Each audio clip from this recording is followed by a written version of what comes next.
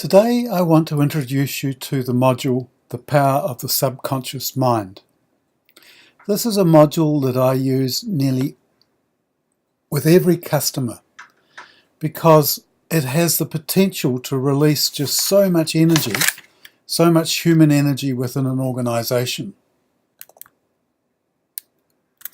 My name is Bruce Holland. I'm the author of Cracking Great Leaders, the book Cracking Great Leaders, and the Cracking Great Leaders program. My task today is to introduce you to a module with the power to significantly increase human energy in any workplace. You see, most managers think their power comes from the top of their head, but actually an enormous amount of your power comes from a much deeper place.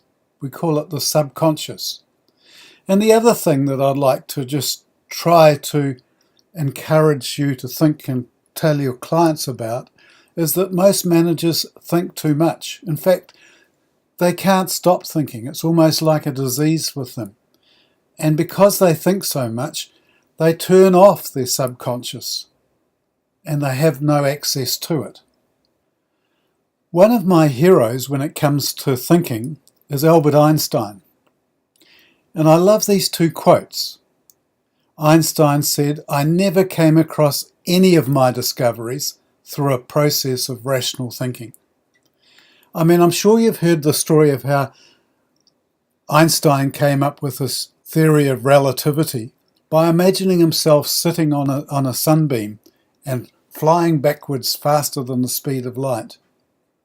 And the other quote that's so important, I think, is, "Not everything that counts can be counted, and not everything that can be counted counts."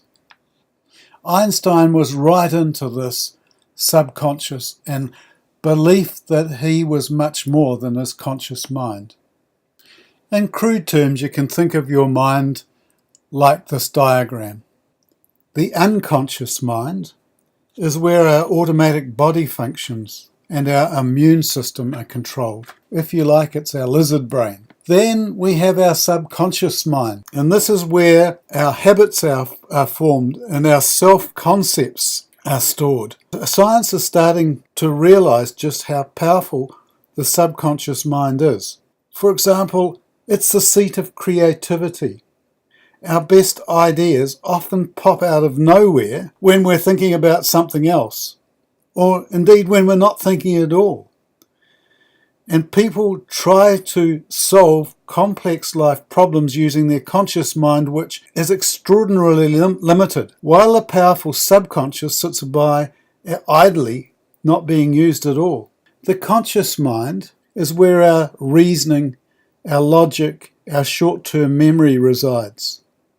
And this is where most managers try to make change, and frankly, this is why they fail. The subconscious works in ways that are poorly understood by most managers.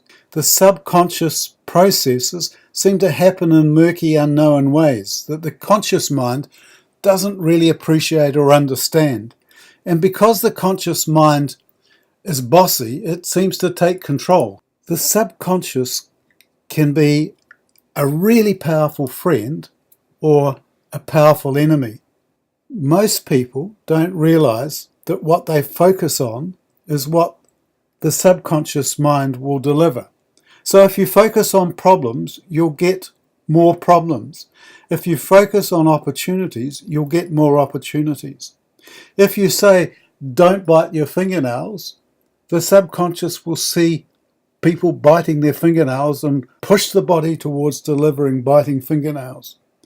So it's really, really important that we don't sabotage ourselves by not understanding how the subconscious mind works. I mean, it's not only us that don't understand the subconscious and therefore drive behaviours that we don't want, but managers don't understand it, and therefore they drive behaviours in their people that they don't want either.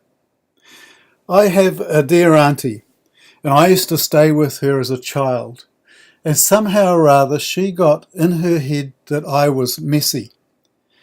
And so every time I visited this aunt, I would spill things, drop things, break things. I don't think I ever let Aunt down.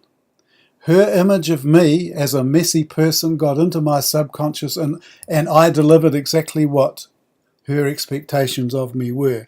Now, how many leaders do the same thing by saying, you're untidy, you are late, you are lazy? Concentrating on these sorts of things will deliver the sorts of behaviours of laziness, lateness that the manager is talking about.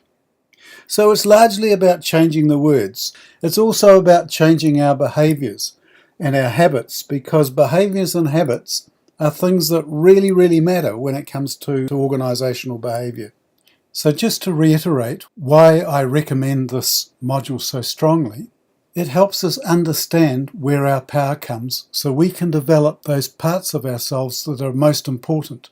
And most managers don't know about this. It gives us processes to develop good habits.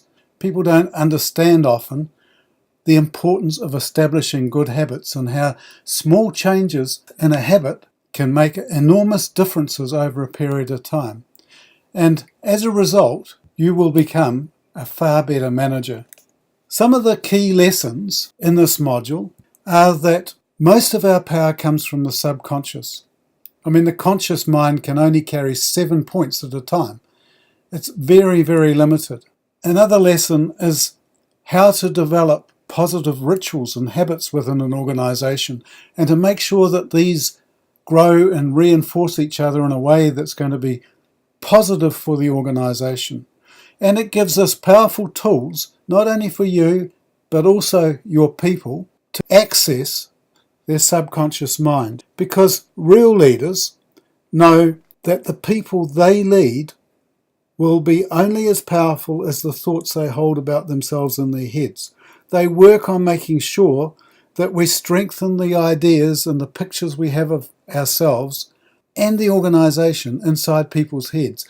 Once a picture is in a head, the subconscious will deliver. There is a law of nature that says the body will deliver to the picture that's in the subconscious mind.